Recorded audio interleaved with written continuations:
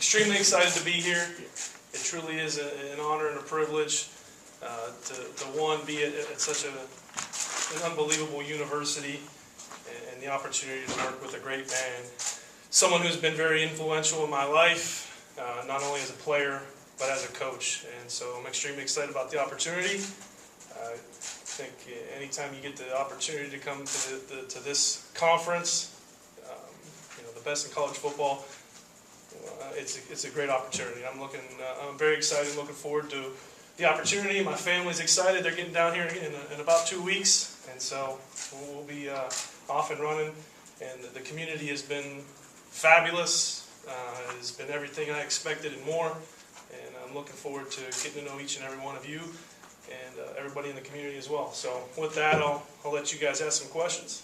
We'll get a mic, and if you can state your name and affiliation so Luke can get familiar with you. Robbie Fogg with 247 Sports. What, outside of just working for Coach Moorhead, what kind of interested you most about getting back into college football, and specifically at Mississippi State and SEC? Well, start kind of work backwards there. The opportunity to be in the best conference in all of football is an exciting opportunity and challenge. Mississippi State is someone that a university that I've watched my whole life. I've have affiliation with, and excitedness with the SEC football. I mean, it's like you said, it's all an exciting brand of football, and coming from the National Football League where there's SEC players all over the place. But the opportunity to come back and work with Joe was definitely the number one thing for me. Like I said, he is very influential in my life.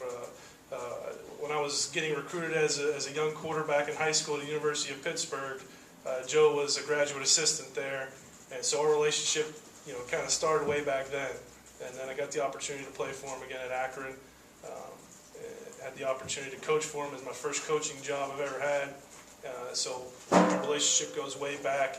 The success that he's had, the evolution of his offense, from where it was when we were back in Akron in 2008 to where it is now, is something that I really wanted to get around and learn more from and be a part of as well. And then, hopefully the experiences that I had, I feel like I can add to it.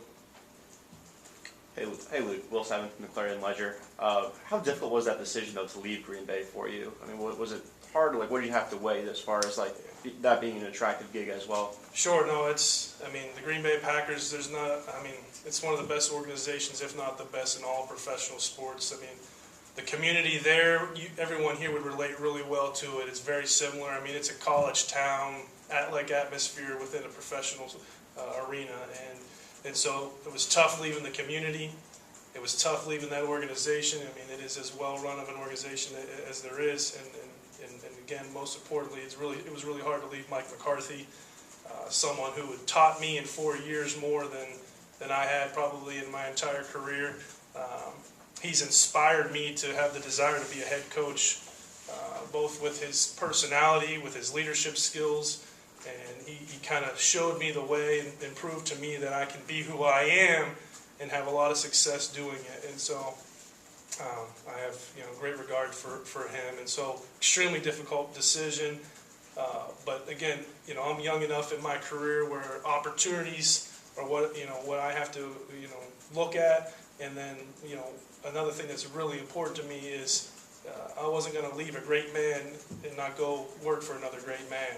And I truly believe in Joe Moorhead, the person first, and then secondly his leadership skills and abilities.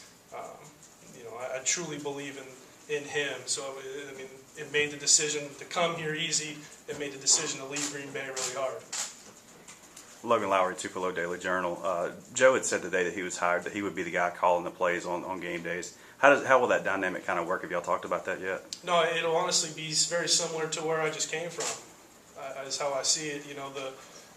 The head coach has a lot of responsibilities and a lot of hats to wear. Yes, he's going to be the play caller on game day, and it is his offense first and foremost. But the importance of the leadership of the offensive coordinator is critical in the situation like this, because he's not going to be able to do everything that he did at Penn State as far as the commitment to the offense, and it's my responsibility to be his second hand man, his right hand man, always there, to think alike, act alike, and hopefully lead alike. Coach Steve Robertson with Jeans Page 247. It's a little different dynamic having a wide receiver coach, you being an offensive coordinator. But what kind of hand have you been dealt here personnel-wise? Have you had a chance to do any evaluations on any of that?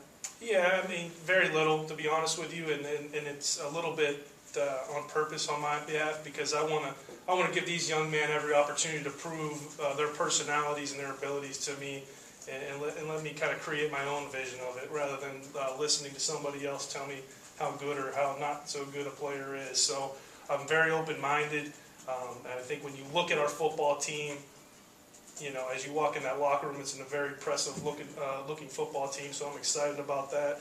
I've gotten to know the receivers very well, not enough of the rest of the team very well, but the receivers I'm extremely excited about. I think they're all very passionate men, and I'm excited to get to know them even more, but I think there is a lot of very good young men that we can have a lot of success with here, for sure. Brett Hudson with the Columbus Commercial Dispatch.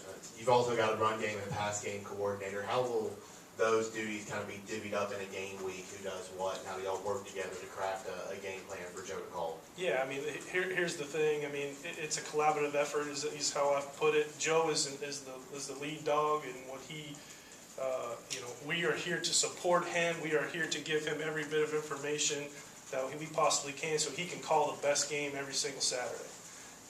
My responsibility is to kind of just be in charge of overseeing the whole thing, and then each guy has their own responsibilities in specific areas that they have to dominate, and that's the vision of it. And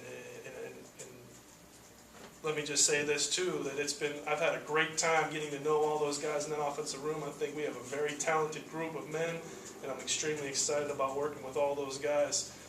They're talented, they communicate, and I think that what's most important is that we all have one vision, and that's to make this place pretty special, and we're willing to do whatever we have to do it. So it's been a great couple months for me working and getting to know those guys.